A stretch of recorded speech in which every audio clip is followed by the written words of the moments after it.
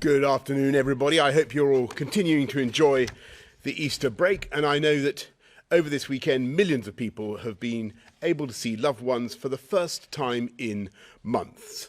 And I want to thank you all again for your patience, because it is really clear now that this is paying off. And it's your collective efforts, our collective efforts, that have given us the crucial time and space to vaccinate more than 31 million people. And I'm pleased that we've also been able to support our overseas territories, so that Gibraltar has become the first place in the world, one of the first places in the world, to offer a vaccination to its entire adult population. And the net result of your efforts, and of course of the vaccine rollout, is that I can today confirm that from Monday the 12th of April we will move to step 2 of our roadmap, reopening shops, gyms, zoos, holiday campsites, personal care services like hairdressers, and of course beer gardens and outdoor hospitality of all kinds. And on Monday the 12th I will be going to the pub myself and cautiously but irreversibly raising a pint of beer to my lips. We're also increasing the number of visitors to care homes from 1 to 2 to allow residents to see more of their loved ones. We think that these changes are fully justified by the data, which show that we're meeting our 4 tests for easing the lockdown, as Chris will shortly explain. But, and you know I'm going to say this, we can't be complacent. We can see the waves of sickness afflicting other countries, and we've seen how this story goes. We still don't know how strong the vaccine shield will be when cases begin to rise, as I'm afraid that they will. And that's why we're saying, please get your vaccine or your second dose when your turn comes. And please use the free NHS tests, even if you don't feel ill. Because remember, 1 in 3 people with this virus doesn't have any symptoms. And you can get these tests from your pharmacies, or your local test site. You can even order them on gov.uk and get home deliveries. As part of our roadmap, we're also publishing today on gov.uk the early thinking on our 4 reviews on the safe return of major events, on social distancing, the potential role of COVID status certification, and on the resumption of international travel. We set out our roadmap and we're sticking in it. And I want to stress that we see nothing in the present data that makes us think that we will have to deviate from that roadmap.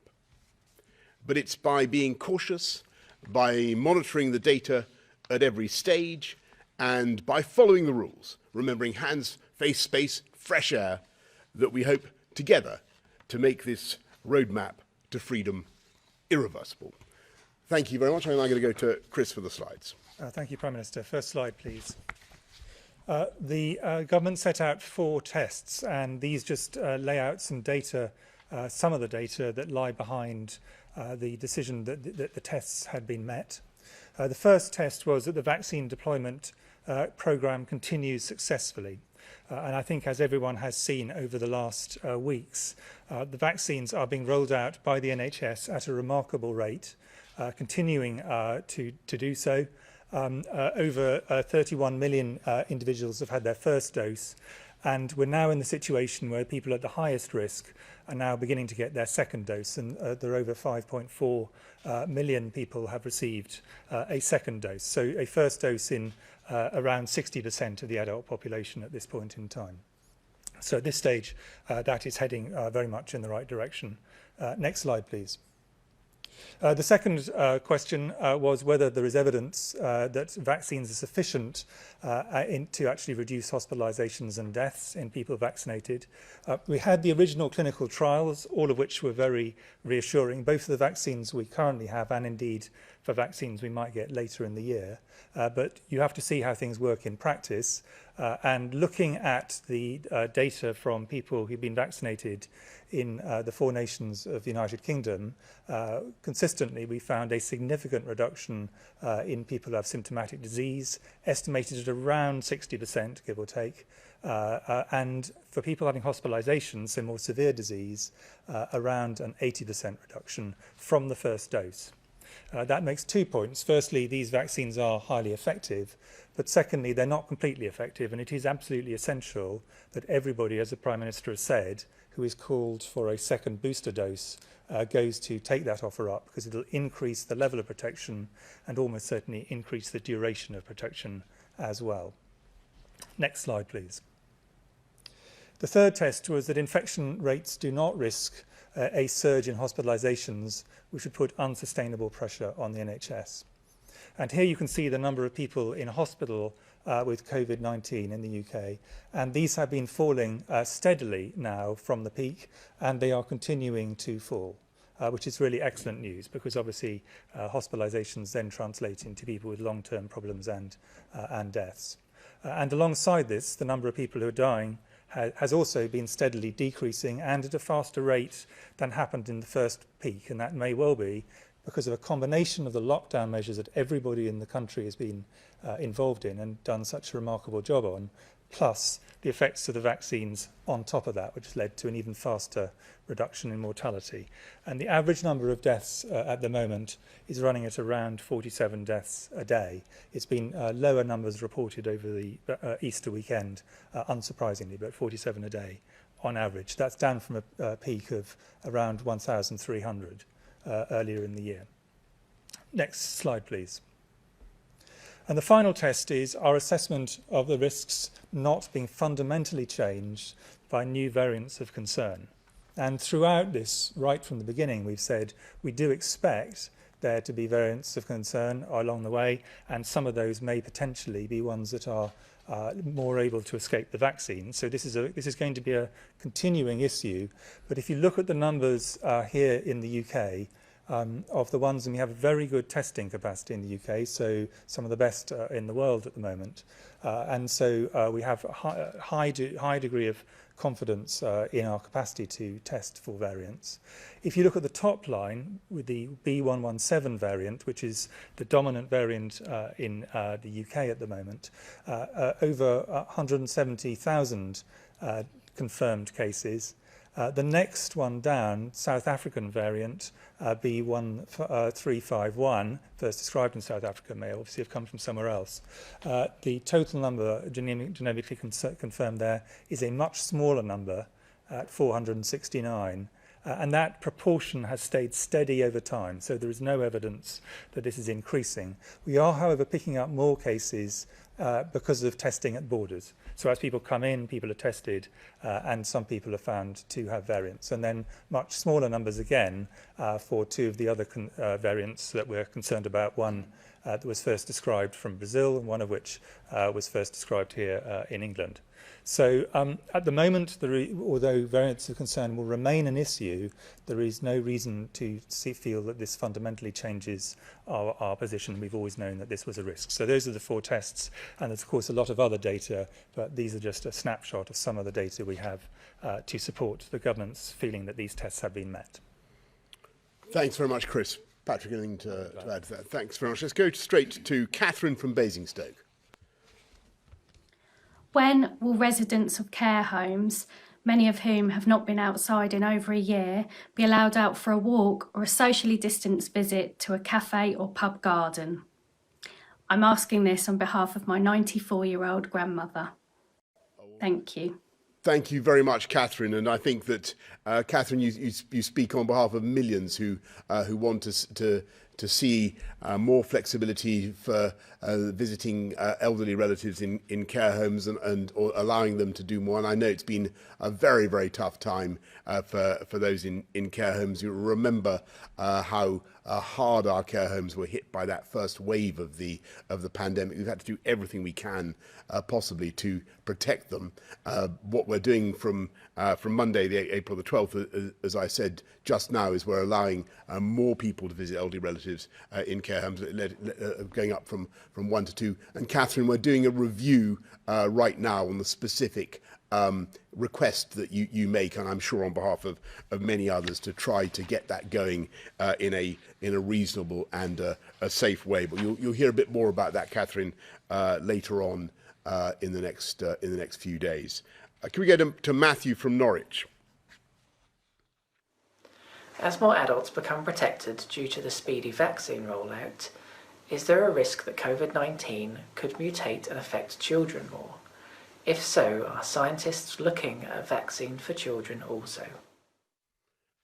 Excellent question from Matthew, but I think I'm going to ask Chris and Patrick to... Yeah, I'm happy to go that. Well, I think there's no evidence that the virus is going to mutate specifically to affect children. What may happen as more and more people become immune to the virus through vaccination is that the virus will try and get round that and to try to escape the vaccine. That's a normal process that viruses do, so we'd expect that over time, which is why over time it may be necessary to update the vaccines.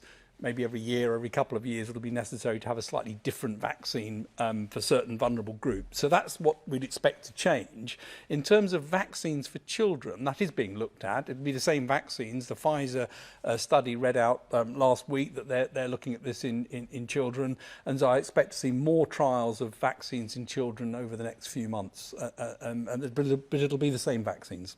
Could I just add one point on this, which is one of the few good things about this epidemic, and there are almost none, is that children are relatively unaffected. But for that reason, you'd want to be absolutely confident that a vaccine was highly safe, because children are at relatively low risk, and therefore you want to be confident that the vaccine is incredibly safe if you're using it in children. In older adults, of course, the risk of COVID is incredibly high, so that the risk ratios look different. Thanks very much, Chris. Thanks you, Matthew. Ian Watson, BBC. Happy Easter, Prime Minister. Obviously some good news today, but on vaccine passports, they seem to have achieved the remarkable political feat of uniting a former Labour leader and a former Conservative leader against them. About 40 of your own MPs regard them as divisive. So first of all, if they are to be introduced, can you guarantee there'll be a vote in Parliament on this issue?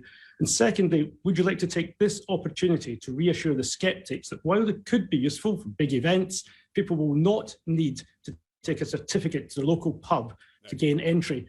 And very briefly, if I can ask this too, on your review documents, they're sounding pretty pessimistic about foreign travel going ahead in May. When do you think you'll be able to tell us that people can book a foreign holiday?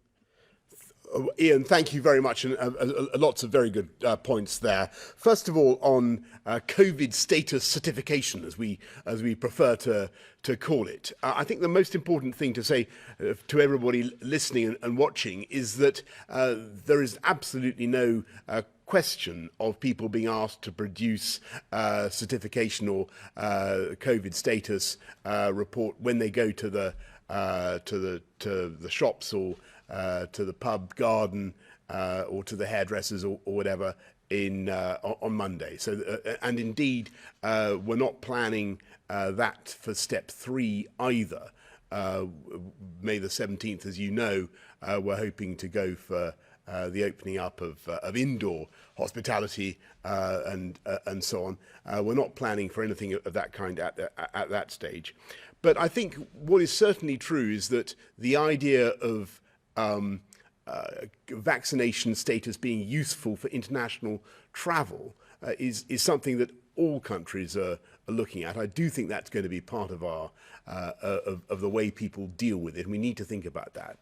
But there are basically 3 ingredients to your COVID certification, or 3 ways that you can give reassurance to others if you go to a big mass event, and or ways that people can be assured that the people in the room don't have the risk of spreading COVID. And the number one is your immunity. So if you had the virus before in the last, or certainly in the last 6 months, you'll have the antibodies. Number 2. Obviously is vaccination status, but number 3 is testing, and testing really is valuable. I've been talking about this for a long time, but the NHS, as you know, is now offering free lateral flow tests. I do think that they are for asymptomatic people as well. I do think that they're an important part of the way forward. But I want to stress that there are complicated ethical and practical issues, as I think I said last time, raised by the idea of COVID status certification, because for vaccination, using vaccination alone, just because after all, many people will be, for one reason or another, unable to get a vaccine for medical reasons, for instance, or perhaps because they're pregnant or whatever. So you've got to be very careful in how you handle this and don't start a system that's discriminatory. But obviously we're looking at it. We want to be going ahead in the next few weeks with some test events, some pilot events, which you can see in the roadmap that we've laid out, and big events like getting 20,000 people into Wembley on May the 15th, that kind of thing, getting people back into a theatre. That will unquestionably involve testing to allow the audience to really to participate in the numbers that people want. As for a vote on the issue, well, I think that's we're taking too many fences at once. First of all, we need to work out exactly what the proposal might be, but certainly if there's something to put to Parliament, I've no doubt that we'll be doing that. But I want to stress again that is not going to happen in step 2, April the 12th, or step 3, May the 17th, and I hope that helps. And sorry, you also asked about aviation and international travel, and this is obviously, we're hopeful that we can get going, but from May the 17th, we're hopeful, but I do not wish to give hostages to fortune or to underestimate the difficulties that we're seeing in some of the destination countries that people might want to go to. We don't want to see the virus being re-imported into this country from abroad. Plainly, there is a surge in other parts of the world, and we have to be mindful of that, and we have to be realistic. So what we're going to do, the Global Travel Task Force is going to report later on this week.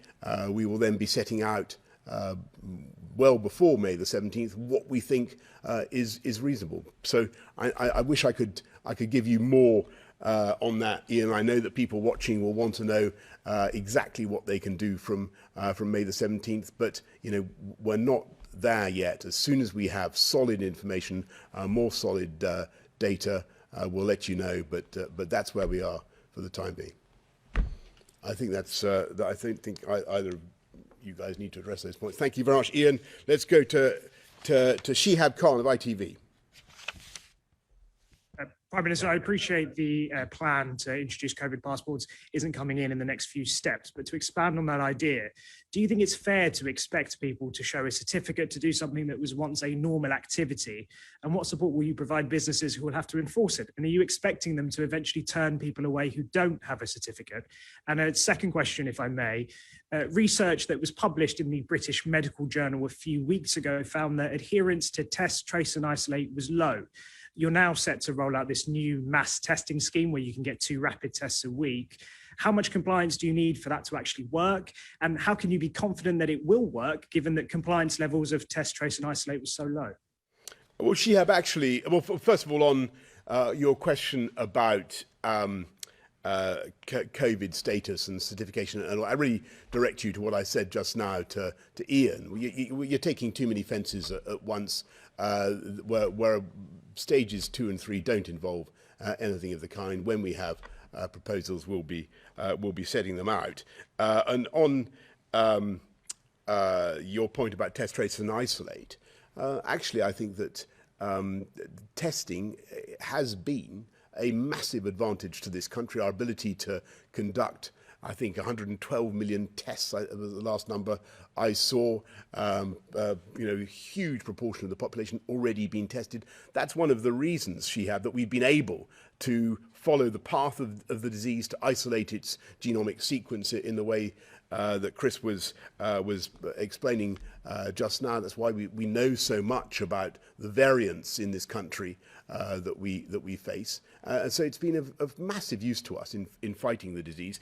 And I think that lateral flow testing will be of great advantage to us all as we go forward. I mean, I do lateral flow tests before I go out on a visit to test whether or not I might conceivably be infectious. I think it's a sensible thing to do. The NHS is now offering, as I say, these free tests, and I think people should use them. No. I mean, lateral flow tests are effective at picking up people who are infectious. They're not 100% effective, so a negative doesn't mean you absolutely haven't got it, but a positive is useful to identify those people who then need to isolate. And you're right that testing alone isn't what matters. It matters if you're positive, and it's a true positive, you isolate. And lateral flow tests are definitely part of a way of trying to pick up more people who otherwise wouldn't be picked up.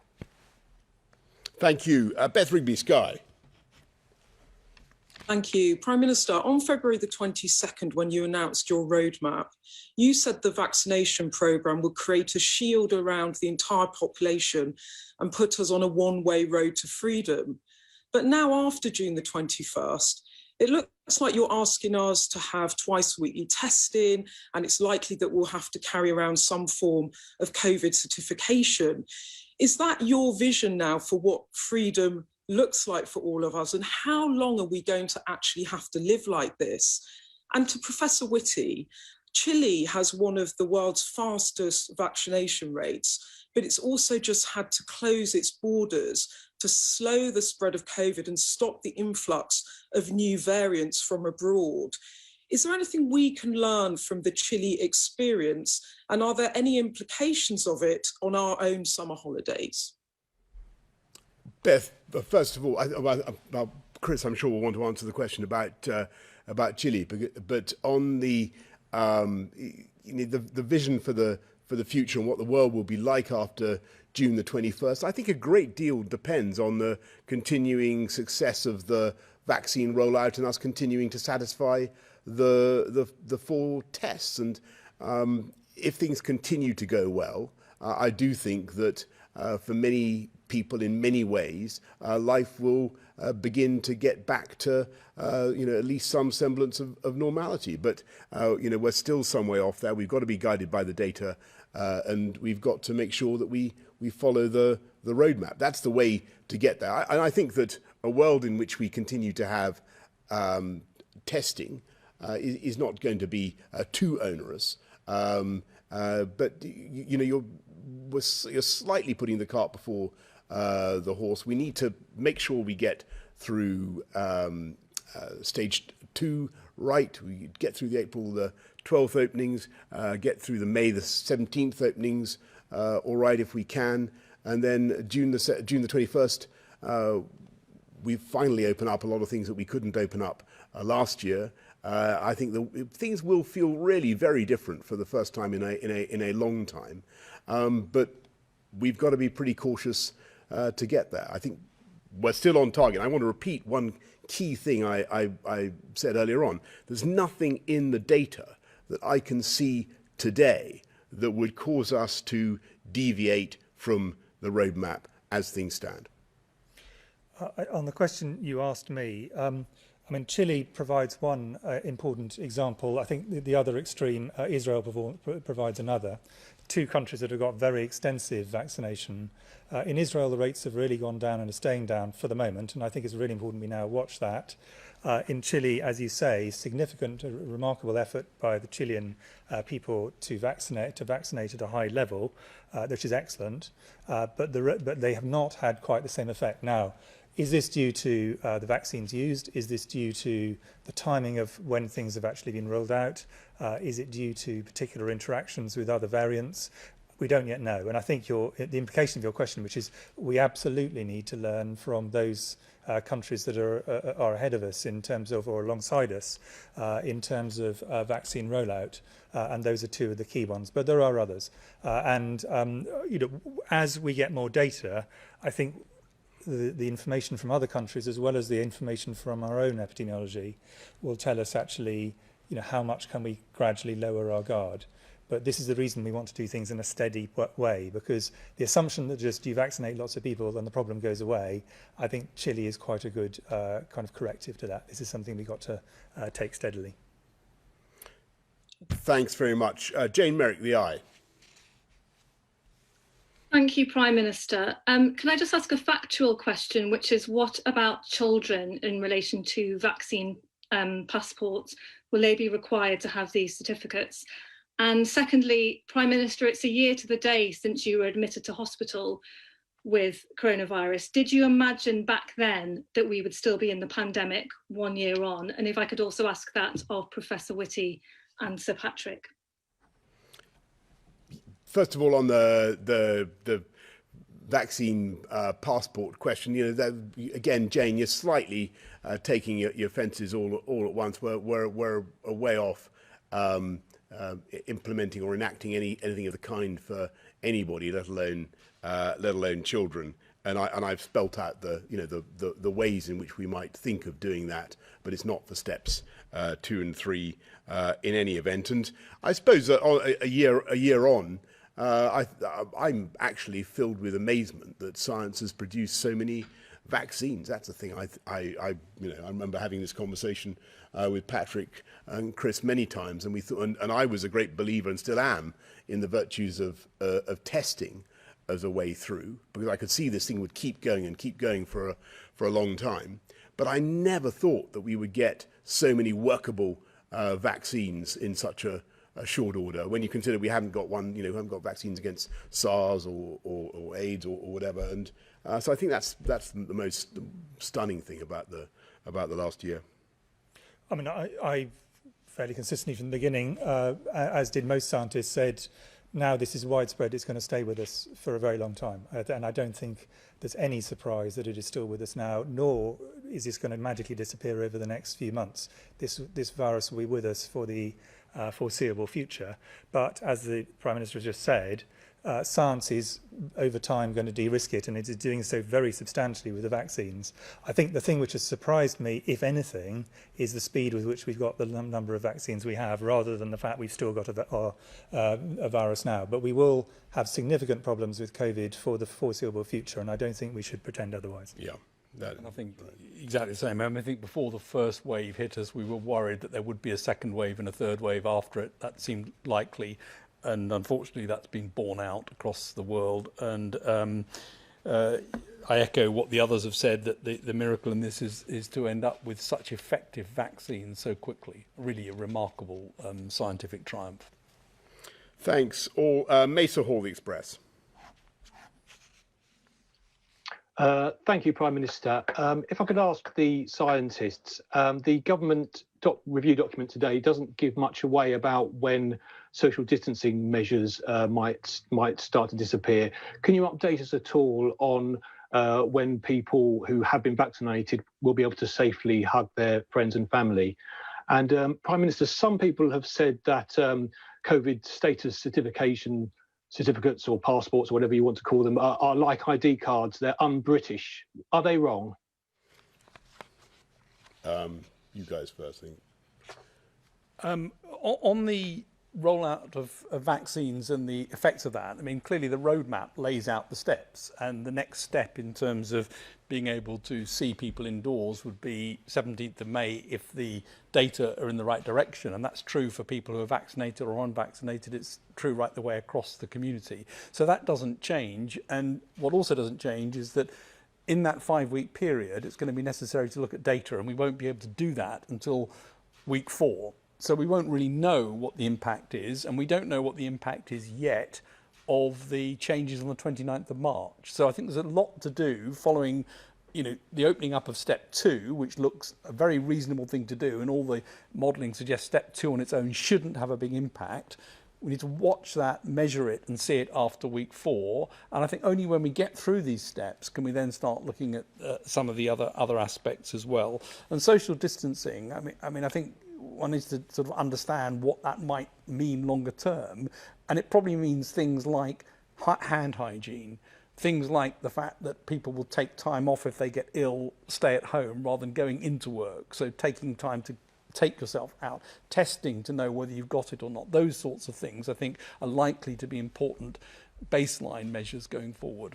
If I could just add one thing to this, which is as you go through the vaccination programme, the protection to you steadily increases. First from the first vaccine, then from the booster vaccine increases your protection, and I hope your newspaper will encourage your readers to get their second vaccine. It's absolutely essential.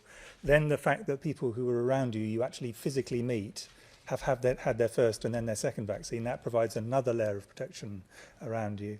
And then finally, the fact that vaccines across a wide part of the population keep the rates down, so the probability is low. But remember, the number of people who have actually got the virus at the moment is about 1 in 370. So we really want to get those rates down further before we start to feel that the society as a whole has got quite a low level of COVID. Yeah, Mace, I mean, I think the principle of requiring some people to have a certificate to prove that they're not passing on a disease, like surgeons who have to show that they're vaccinated against Hep B or whatever, that can be a sensible one. But I want to stress that we're some way off finalising any plans for COVID certification in the UK. The crucial thing is for everybody to get out and get their vaccination get your vaccination when you're asked to come forward, and as Chris says, get your second dose when you're asked to come forward. The uptake at the moment is fantastic, and that's very, very important that it should continue. I mean, I think we're seeing something like 99.75% uptake in the for the second doses, which is terrific, and that's what we want to see. Last question, Stefan Boscher, City AM. Thank you, Prime Minister. You said earlier that it was too early to give a date for the resumption of international travel, but can you commit to give the aviation sector at least 3 to 4 weeks notice of when this date will be to ensure that they have some sort of clarity and certainty going forward? And secondly, if I may, London has been disproportionately affected by the economic impacts of COVID. The unemployment rate here is now 2% higher than the rest of the country. And yet your government hasn't given TfL a long-term funding settlement. The aviation and sector in Heathrow Airport don't seem to have any idea about when they can start again. And there doesn't appear to be any plans to give central London targeted economic support, despite being the nation's most important economic hub. As a former mayor of London, why haven't you done more to safeguard the capital's long-term future?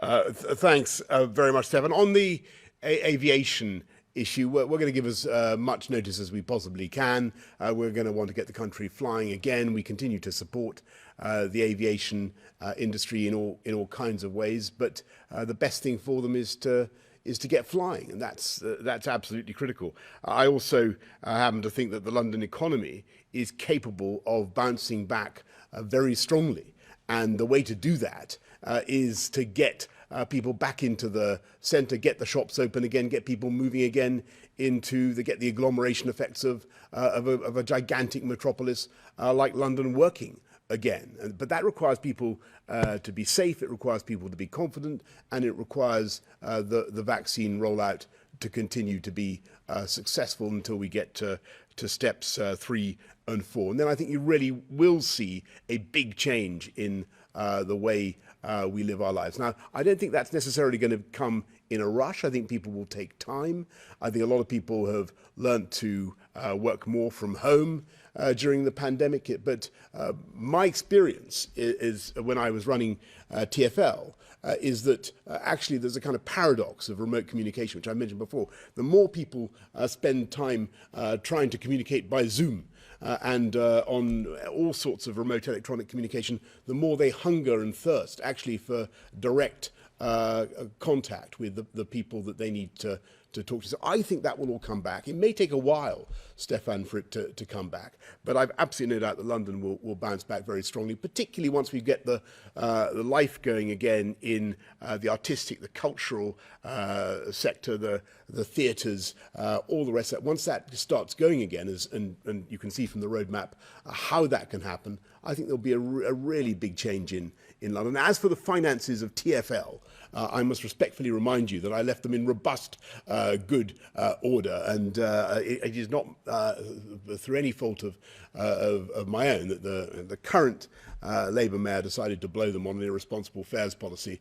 We're doing our best to help him out, and will continue to do so. But I'm afraid you've got to look at some of the decisions that were taken by the current Labour mayor as well. I hesitate to make a point like that, but since you rightly draw attention to the fact that I'm a proud former mayor of London, I do think we could look at the way TfL has been run. That doesn't mean we aren't going to continue to support. Of course we are, but we need to have some responsibility from the mayor as well. And there was, I'm afraid, a black hole in TfL's finances even before COVID began, as I'm sure you will recollect, and your readers will recollect. Okay, everybody. Well, on that slightly London-centric note, we're going to end. But there you go. The roadmap continues to be one that we are sticking to like glue.